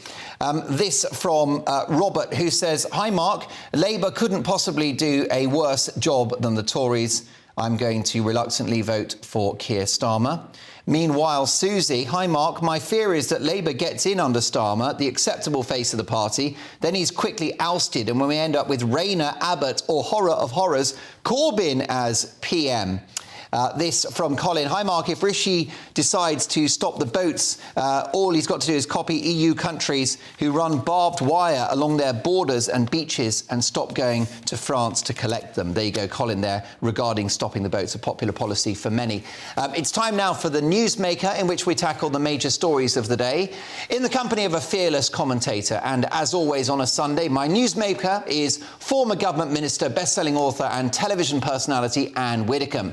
Now, whether it's the AUKUS defence agreement with the US and Australia, the Pacific trade deal, which gives us access to a larger trade bloc than the whole of the EU, or the fact that for the last 2 years, Britain has been the fastest growing economy in the G7, avoiding recession last year and likely avoiding it in 2023, contradicting the predictions of the IMF, are Brexit supporters on the right side of history? Anne, great to see you again. It's not a perfect picture, but there are plenty of positives already. Oh, there's no such thing as a perfect picture when you're looking at economic matters, but there are enormous positives. Now, first of all, the very big thing that we got when we left the EU was the ability to set our own laws and to control our own borders. Now, we haven't taken full advantage of that, and therefore, we haven't seen the benefits that we might have done. Those were the big benefits, but now we've got the trade deals coming in thick and fast. And the Pacific one is hugely significant, really significant, because not only is it reckoned by OECD to be the fastest growing economic bloc, but more important than that, we have an agreement now with major economies like Canada and Japan and Australia as a result of this agreement. And guess what? They don't seem to think that it's necessary to impose their law on us just because we've got a trading agreement. And I think it has thrown up the EU for what it really is. The contrast is stark. And the EU is a political project. It's not an economic project. It's a political project. And now we're finding out what a proper economic package looks like again. Most certainly, and Anne, we are insulated from a potential sovereign debt crisis on the continent. The EU could fall over economically, couldn't it? Well, it could. I mean, the EU has gone through these crises before. The Greek crisis was probably the most memorable one in recent years. It's gone through these crises before, and it has somehow managed to survive, but it doesn't have us in there this time. We were a net contributor. We were helping to prop up. Germany, which is the biggest propper up of all, because it's very much their project, is not now in a situation, because of energy supplies and all the rest of it, is not in a situation just to go rescuing the EU every time there's a problem. So I don't know that it's going to fall apart in the immediate future, but it's got inherent weaknesses there that, yes, you're right, we are now protected from, or could be even more protected from if we stopped. If we just stopped, Mark, aligning ourselves with the EU, aligning our corporation tax with France's corporation tax, as I've said before on this programme. Yes, saying we're going to ditch their laws, but then somehow keeping them and applying them still. We're still very much governed by EU law. And the catastrophic thing is we do not have to be, and we could have gone steaming ahead competitively, confidently. We could have done so much. And instead of which, it's proceeded at a snail's pace. And all I can say about Rishi and Jeremy are, they're just extremely timid. They're timid. Well, yes, my colleague here at GB News, Jacob Rees-Mogg, when he was business secretary, proposed a bonfire of EU regulations. I think 4,000 directives were for the chop. Now it's going to be 800, a fraction of those proposed. Yes, and you can bet your last penny that even when the 800 are supposedly thrown on the bonfire, we'll still be following them through alignment. Indeed so. Now, Anne, let's talk about a policy from Labour if they get into power. They're going to do more to educate young men at school to beat misogyny. Now, I think we can agree that's a good thing. The horrors of pornography are for all to see. We know that young men are influenced by what they look at online, and it's pretty horrific stuff, especially in relation to girls. However, is there a danger, Anne, of overcorrection? Are we starting to demonise men now, half the population, with expressions like toxic masculinity? Yes, I mean, when did you last hear anybody talk about toxic femininity? And for that matter, you know, we all know the word misogyny. Every child knows the word misogyny. But I wonder how many people know its equivalent, which is females hating males, and that's actually misandry. Yeah. And it's hardly ever used. Now, if you actually look at the position of men in society today, and I'm not here talking about porn, I'm talking about the overall position of men in society, they're at a huge disadvantage when it comes to getting access to their children in family breakup. When there are false allegations made against them, their names are in the papers. The names of their accusers are not. They usually lose their jobs, or they're certainly suspended from their jobs, even if they don't lose them. Everybody knows what is going on. If it is then proved that the allegation is entirely false and malicious or based on a financial reward or whatever it might be, nothing then happens to the woman who made that allegation.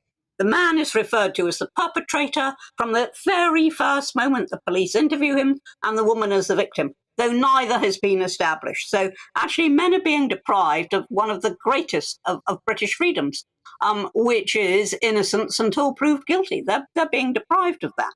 They lose out in positive discrimination.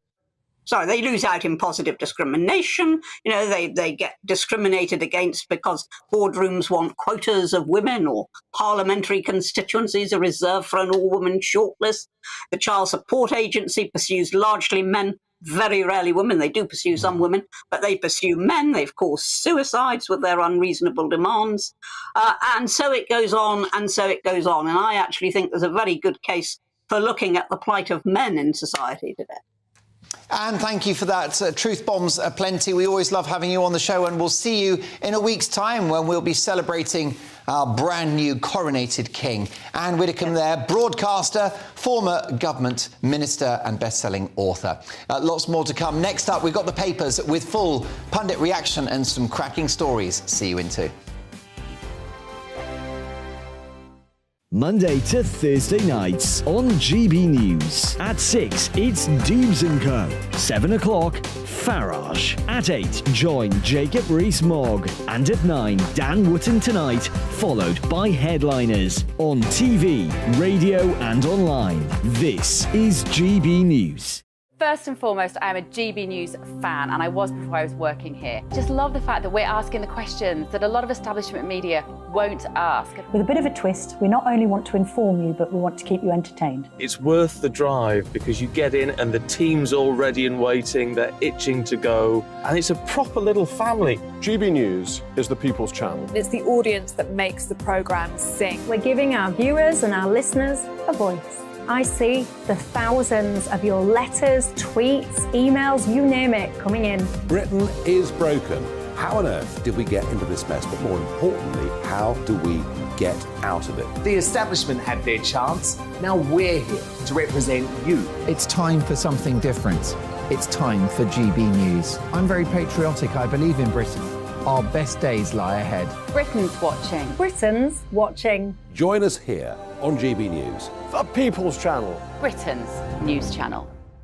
Join me, Patrick Christie's, Monday to Friday, 3 till 6. We tackle the day's news agenda like you've never seen before. It's high tempo, high octane, the most controversial topics and the best guests. You will not be able to take your eyes and ears off it. I'm not afraid to ask the questions that you really want answered. 3 till 6 p.m, Monday to Friday on GB News, the people's channel, Britain's news channel. GB News has its own late-night paper preview show, Headliners, where comedians take you through the next day's top news stories. You don't have to bother reading the newspaper, we've got it covered for you. Headliners, every night at 11 p.m. and repeated every morning at 5 a.m. We won't send you to sleep like some of the other paper review shows out there. GB News, the People's Channel, Britain's news channel.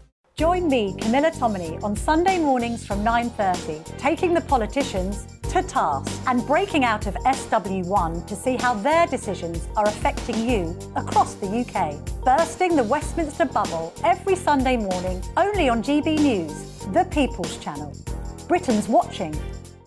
Hello, I'm Calvin Robinson. Do not miss my Common Sense Crusade Saturdays at 7 p.m. Join me for some in-depth discussions on faith. Is that not the start of the slippery slope? It's very much so. And the big moral questions of the day. I'm baffled. You've got some nerve. Only on GB News, the People's Channel, Britain's news channel. I'm Andrew Doyle. Join me at 7 o'clock every Sunday night for Free Speech Nation, the show where I tackle the week's biggest stories in politics and current affairs with the help of my two comedian panellists and a variety of special guests. Free Speech Nation, Sunday nights from 7 on GB News, the People's Channel, Britain's news channel.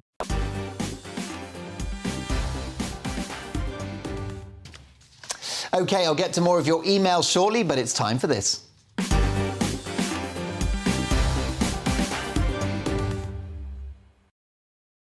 And we start with The Telegraph, and they lead with the following. Cancer nurses on strike for the first time. Union says walkouts could go on for years as health chiefs warn of impact on patients. Seat of power, what a brilliant photograph. A member of the royal household works on the chair of a state for the Queen at Frogmore Workshops in Windsor. The King said he wanted chairs from previous coronations to be repaired and reused for his coronation on Saturday, and quite right too. Tories fear activists will claim no ID to disrupt local elections, and Tavistock Clinic faces court over mermaids, which is the charity who they've collaborated with in many of their projects. OK, next up, where shall we go? Let's have the Daily Mail now, and they lead with... Coronation celebrations will give historic boost to the economy. 1 billion reasons to be cheerful. The coronation will help deliver a £1 billion boost to struggling parts of the economy, according to experts earlier today. An influx of tourists combined with community gatherings, including Michael Crick's street party in South London, will see a boost for pubs, shops and restaurants. OK, we've got the I newspaper next. Striking nurses warn Sunak to improve wage offer or face more walkouts. OK, now let's look at the Mirror. Coronation exclusive. Wills, heirs to you both. Prince to pay tribute to King and Camilla in heartfelt speech. Prince William will pay tribute to both his father and the Queen after a glittering coronation concert at Windsor Castle. A royal source said of the heir's address next Sunday, his speech will be heartfelt and loving, with warm words for Camilla, which is more than can be said for his brother. The Guardian now, households missing out on £19 billion worth of benefits. Also, new AI tool could allow quicker cancer diagnosis. At last, a good news story in relation to artificial intelligence. And last but not least for now, chubby critters run amok. Invasion of the fat rats. Plague of 300 million porky pests targets homes. Obese rats gorging on our discarded fast food are breeding heavily and now targeting homes, according to top pest experts. And those are your front pages. Let's get reaction now to writer and presenter Emma Webb, journalist and author Linda Jubilee, and broadcaster and news reporter Michael Crick. Lots of stories to get through, but Emma, it's pretty clear that these strikes are the main story in tomorrow's papers. Striking nurses warn Sunak to improve wage offer or face more walkouts, and the threat that these strikes could go on for years. I think that this is just abominable, and I think if you yourself were undergoing cancer treatment or had a loved one in that situation and the nurses were going on strike, the situation is already bad enough. for the nurses to then go on strike after patients have already, particularly cancer patients, have already really suffered throughout COVID, I just think it's an awful dereliction of duty on their part. And I would almost go so far as to say that I don't really think that nurses and frontline medical professionals should be allowed to go on strike like this. There should be some other way for them to lodge their objections. I just think that this is really almost immoral and unethical. Yes, I just wonder whether it's the unions that have taken nurses and doctors down this rabbit hole. I don't see a way out for them, Linda. But I think the Royal College of Nursing is conclusive about this. I don't think there's any suggestion that they've been somehow coerced into this position. I do agree with Emma that when it comes to cancer treatment, and I lost 2 friends to cancer during the pandemic, it's really terrifying because there is a sense that cancer is spreading all the time. You're waiting to get treatment, and the disease is progressing. So it's a very inhumane situation. But at the end of the day, I think that there is just as much of an onus on the government to start actually getting around the talking table, if you like, and to start building a solution. Nothing's going to happen when no one's talking. Yes, but what is there to discuss? They want money that we don't have. The country's broke. We've got the deficit, we've got the national debt, and we've got inflation, Michael. Look. Most of us around this table, probably all of us, believe in free market economics. Yeah, I do. Yeah. And part of free market economics is free collective bargaining. And if you don't want people to leave the National Health Service, then you have to pay them more. If you do want to wreck the health service, don't pay them more. It's all very well, to say, oh, well, we believe in the free market, but not when it comes to workers. So we believe in the free market when it comes to fat cats, and they can have all the bonuses they want. But when it comes to workers, they don't count. They've got to do as they're told. Now, the Royal College of Nursing, traditionally, this is the first strike it's ever really had. It's not even been considered really as a trade union in the past. Yeah. It's not led by, wild-eyed trots and revolutionaries. And the strike that they're doing and the strike action they're taking has the support of their members. And that's true also, of course, of the junior doctors. And there will be...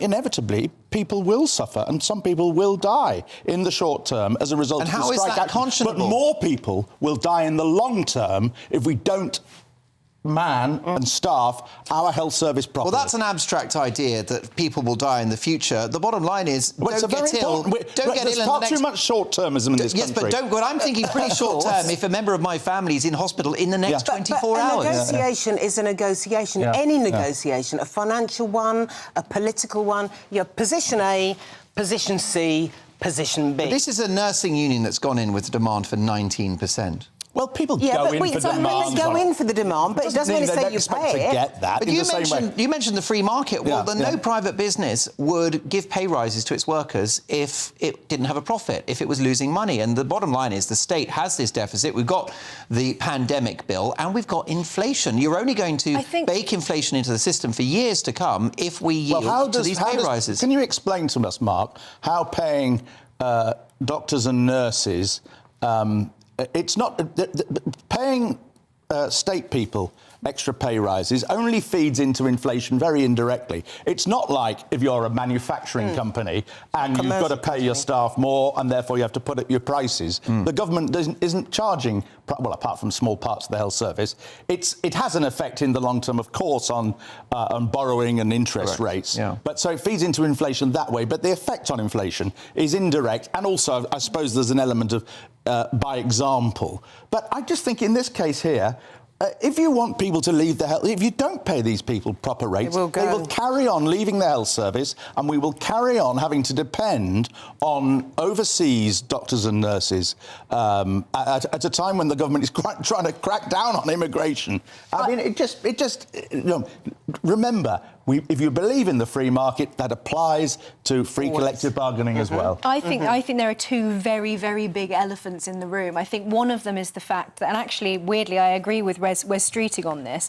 The NHS clearly needs reforming. Wes Streeting said we need a service, not a shrine. I think he's absolutely right. The problem is that the situation with the NHS and the way that we are funding it, the whole way that it operates, is inefficient, it's unsustainable with the population pressures that we currently have. The second second massive elephant in the room is the fat cats at the top of the NHS who have fake jobs doing diversity and inclusion roles, being paid an absolute fortune. Management consultancies. If they really wanted to pay the nurses more, they should redistribute their own wealth from those salaries. If you got rid of all of those frontline people, it would raise a huge amount of money, and I'm not sure that the numbers are as great as you like to think. There's a bloated bureaucracy. It's inefficient. There are all sorts of inefficiencies, yes, I agree. Over 3,000 people on six-figure salaries within the NHS in administration. Well, the budget for the NHS is approaching if somebody is running a large hospital, if somebody is running a large hospital, a six-figure salary is not unreasonable. In the same way that, you know, a large hospital is the equivalent of a medium-sized company, and anybody running a medium-sized company would certainly be paying themselves probably a lot more than that. There are inefficiencies, and nobody has ever found a way of getting to grips with the NHS and sorting this out. And the trouble is we end up with reform after reform after reform. But it's fear, political fear. There's an element of that, I agree. It's a big element, and there's tiny little changes that keep happening over the years. At the end of the day, the NHS was set up when people retired at 60 and died at 65. We've now got people living until their late 80s, early 90s. That's a third of their lives, maybe, and all of those people require more medical attention than they would have done when they were younger. And also there's more medicines, there's more ways of prolonging life, and so on. When did medics give up the Hippocratic Oath? Surely they're in the wrong business if they want to down tools, because in the end, you're there for the care of people who are ill.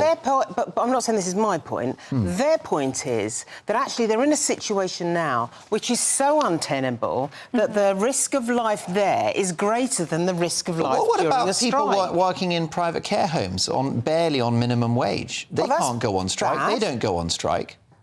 Well, they could. They could. Yeah, I'm not saying that. Well, tough. I think it's outrageous how little we pay our people in private care homes, and that is partly a government responsibility, but it's the responsibility of all of us as well. But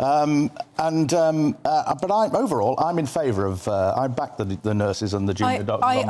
I think the fear of reforming the NHS is coming from the fear that people don't want to lose their universal access to healthcare. But the problem is that because of that fear, we've ended up in a situation where now we basically have a universal lack of healthcare because the majority of people who can't afford private healthcare just simply do not have any healthcare. And as for dentistry, I mean, they're absolutely shocking. And that story, can I just say something here? I covered that story 20 years ago for ITV about the shortage of dentists because a woman up north had pulled her own teeth out with a pair of garden pliers. Now, I read about it all over again last week. It's back because no one has done anything about NHS dentistry. De nada.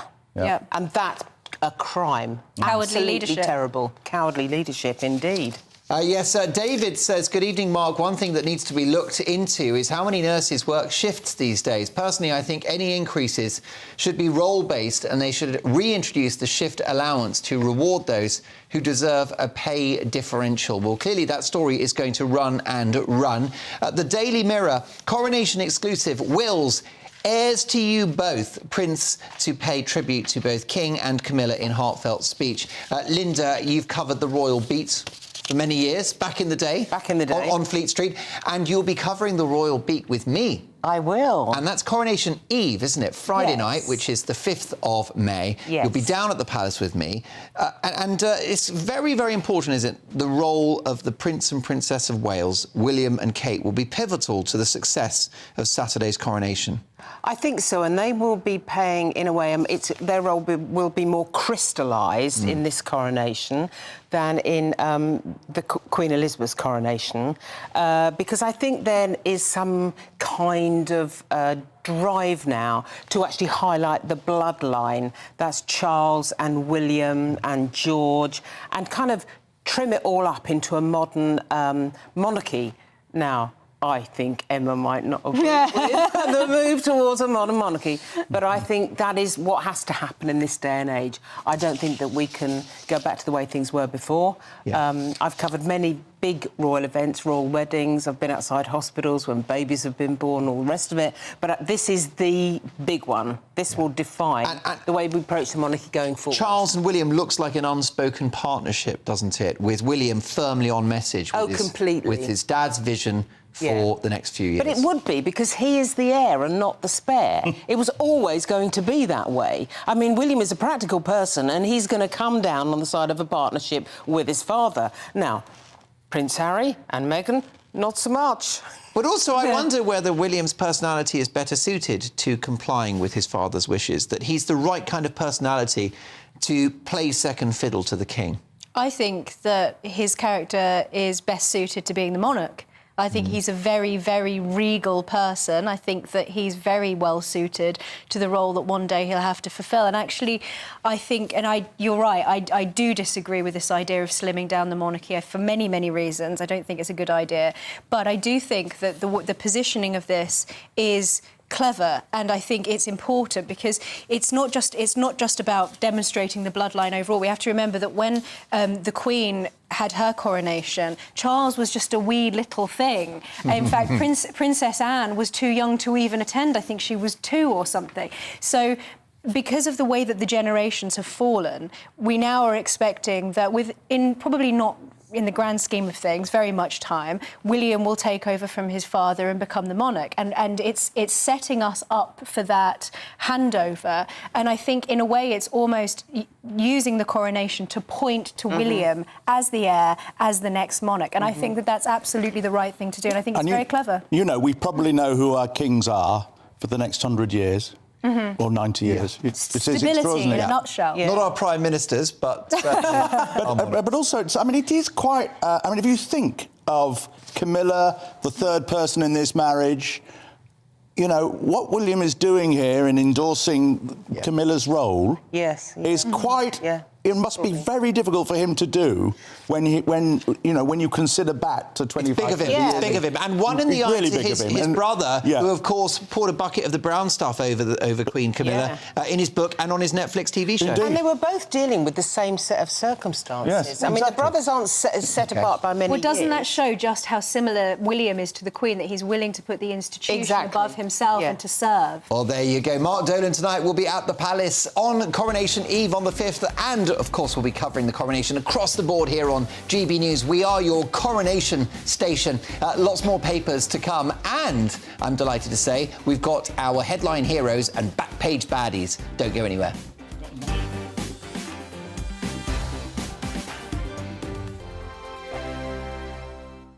It's all about family, being in people's living rooms, all the interaction and getting to know who our viewers and listeners are. When I was young, my dad used to say, no, stop arguing. I wanted an outlet that would enable me to give my opinion. People are going through a really hard time right now, and I know that you don't feel like you're being listened to by the establishment. I came to GB News because it's the People's Channel, and I want the audience to have their say on the events of the day. We're dynamic. We do something different. Democracy shows that the wisdom of the nation is in its people. I get to travel to find out what the story is from a personal perspective. The British people aren't fools. We know when we're not being told the full story. We've got to work out how Britain moves forward from this. It's the best country in the world. The establishment had their chance. Now we're here to represent your views. Britain's watching. Britain's watching. Britain's watching. We're proud to be GB News. The People's Channel. Britain's news channel. So Jubes and Co, we tackle the issues of the day with real, robust debate, both sides of the fence, battling it out with me in the middle with my forthright opinions and views. And often really interesting things happen because you start with a position and then by the end of the debate you find actually, I might not have thought about that one. What we need in this country is 2 new political parties. You should maybe think about doing a 2024 calendar. I'm Michelle Dewberry and I'm keeping you company right through until 7 o'clock this evening. GB News, the People's Channel, Britain's watching. Start the day with GB News. We catch up on all the big stories you didn't hear the night before. And take a look at what the world's talking about this morning. That's right, Monday to Thursdays from 6 o'clock. It's Breakfast with Eamon and Isabel. Straight after breakfast, join us, Bev Turner and Andrew Pearce. We're going to take you through till noon. We'll be tackling the big topics of the day, including the things that the other channels just won't talk about. If it's happening here. Wake up to mornings on GB News. The People's Channel. Britain's news channel. I'm Simon Evans. Join me on GB News for Headliners at 11 p.m. What's the scoop? I'll be joined by two of the country's top comedians. That's right. As we take a look at tomorrow's newspapers tonight. We're going to get into trouble. If it's a big story, we'll be covering it. Spill some tea on him. There we go. But we'll also have some fun. I wouldn't stick up a bank. My father didn't love me. So anyway, Headliners every night from 11 on GB News, the People's Channel, Britain's news channel. Saturday nights on GB News. From 6 p.m, I'll give you my unique take on the world today. Then at 7, it's me, Calvin Robinson, with my Common Sense Crusade. New to GB News is the Saturday 5. 5 times the opinion. Join us every Saturday from 8 p.m. as we debate the week's stories. With us 4, plus a special guest. And at 9, of course, it's Mark Dolan tonight. Saturday nights on GB News, the People's Channel, Britain's news channel.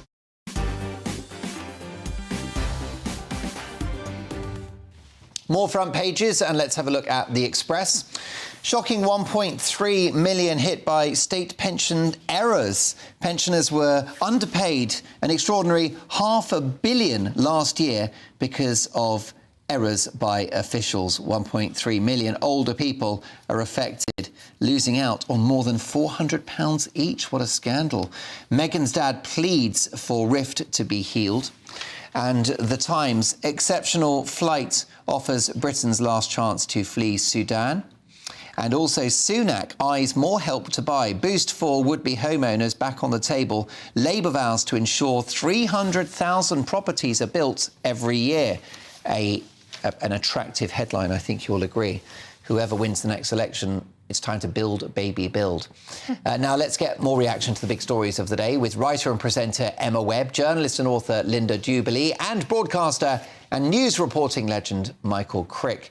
And folks, let me ask you to nominate your front page heroes and your back page baddies. So, Emma, who's caught your eye today? Well, my front page hero is a man whose name I'm afraid I don't really know how to pronounce. He's the Vice-Chancellor of Reading University. His name is Robert van der Noort, I think that's how you pronounce it. And he put his foot down in a free speech case. An MP, James Sunderland, was going to Reading University to the Politics Association to give a talk. They cancelled on him at the last minute with an extremely rude email. They then did a U-turn and issued an apology, and this Vice-Chancellor actually apologised and then impressed upon the student societies that they have a duty to uphold free speech. So this is a very unusual case because usually Vice-Chancellors in this position don't put their foot down in this way. So I think he's really a hero. Michael, higher education have to get their house in order when it comes to free speech. To a degree. I think the problem is exaggerated. I think the bigger problem in higher education, really as in line with what I was saying before, is that there are, I'm afraid, too many instances of people working in higher education who are frightened to say what they really believe. Yeah, afraid of their own students and their society. But it's true in broadcasting as well. Maybe not at GB News, but it's... No one's afraid everyone's afraid of you, Michael. Rightly so. You are one of Britain's most fearsome and fearless journalists, let me tell you. I'm a softie, really. I always will. And we've got you on. Michael, your front page hero. Well, actually, it's my former ITN colleague, Robert Peston, because there was a row this week about Diane Abbott when she wrote a letter to The Observer suggesting that only black people had experienced racism and not Jewish people and so on. And obviously there was an outcry about that. She lost the whip, and she's likely, I think, to be deprived by the Labour Party of being able to stand at the next election. But Robert Peston, who is himself Jewish, came out and said, look, Diane Abbott has made a full apology. She should be, we should take that on board and essentially forgive her, even though Robert is himself Jewish. And I thought that was big of him. And I agree, and I think that's important. I'm against cancel culture, and I think if someone apologises, that should be duly acknowledged and we can get on with our lives. Linda, only a couple of seconds for your front page hero. So I hope I've got this guy's name right because I'm not a soccer fan. But Trent Hardcastle, the footballer, Trent Alexander-Arnold. Oh, right. that's what you meant. Right, that's what I mean. So in the week, before you ever asked me this question, I thought I was really impressed by what he was trying to do, because a lot of these kids are taken into these elite academies and they're treated like little robots, and they actually aren't given enough support, and they come out with terrible problems half the time when they've been because they don't make the grade.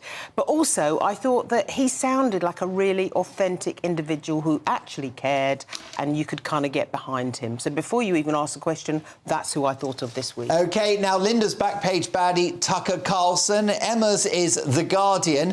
Briefly, if you can, Michael, who is Liu She? He's the Chinese ambassador to Paris, and he basically said this week that the former Russian Soviet republics, which of course include Estonia, Latvia, Lithuania, and all sorts of other places, are not really proper independent states. Their status is shocking. And this at a time when there's talk of China being a peacemaker. Well, there you go. Well with the said. war. I support that. Do join us for the Coronation at 8 o'clock on Friday. Headliners is next. Hello and welcome to your latest weather update from the Met Office. I'm Marco Pitagna. Showers will gradually fade across the UK over the next couple of days. The weather will become quite fine for a time around the middle of the week before wet and windy weather arrives from the southwest later. Low pressure is moving off the scene now, allowing a ridge of high pressure to build in, certainly through Tuesday and Wednesday, before wet and windy weather arrives as low pressure arrives from the southwest through Thursday and Friday. Back to the detail for the overnight period now, though, and showers are gradually transferring away from west to east as we go through the overnight period, so becoming more focused towards the north and east of the UK during the early hours of Monday. Fewer showers then out towards the west later in the night, some clearer spells here, and turning a bit chilly across some rural spots across those western spots. Could dip into low single figures in one or two very rural locations, but out towards the north and east, generally temperatures holding up with the cloud and the showers. And certainly a pretty showery picture as we go into Bank Holiday Monday across central, eastern parts of England. One or two quite heavy showers, could be the odd thunderstorm around too, and some showery rain also working its way in from the north across mainland Scotland. So once again, the best of the sunshine with a much better day unfolding out across Northern Ireland, Wales and the southwest of England. In the sunshine, temperatures climbing into the high teens, could see 18 or 19 degrees down towards the southeast. 19 is 66 in Fahrenheit, but quite chilly up towards the far northeast. Overnight Monday into Tuesday, showers continue across those northern and far eastern areas, but out towards the west with high pressure starting to build in. It's a quieter picture, there'll be some clear spells, and again turning a little bit chilly in some rural spots, but on the whole, just temperatures are not causing any issues.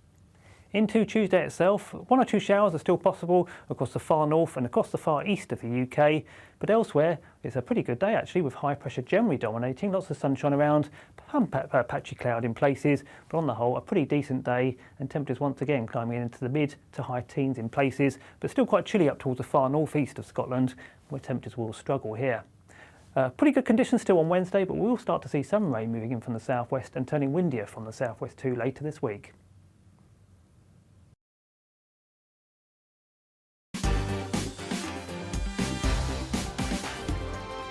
I joined GB News because